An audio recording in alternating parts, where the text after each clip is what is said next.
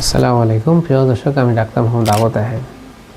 দর্শক, একটা গাজরের অনেক গুণাগুণ আছে, অনেক উপাদান আছে, কিন্তু এই গাজরের মূল উপাদানগুলো কিন্তু সবুজ অংশের ভিতর আছে।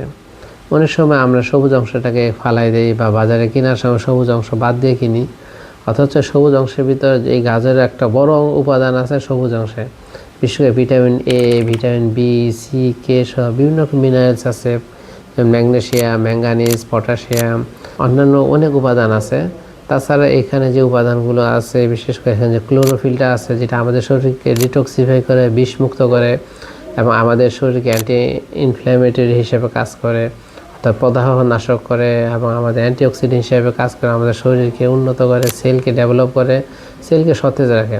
এই দর্শক, এই গাজরকে যখন আমরা ব্যবহার করব, অবশ্যই সবুজ অংশটাকে নিয়ে আমরা ব্যবহার করব এবং কেনার সময় খেয়াল করবো যে সবুজ অংশ আছে কিনা। যেখানে সবুজ অংশ আছে সেই গাজরটাকে আমরা কিনবো, সেই গাজরটাকে আমরা ব্যবহার করব, তাহলে আমরা এর থেকে পরিপূর্ণ উপকার পাবো।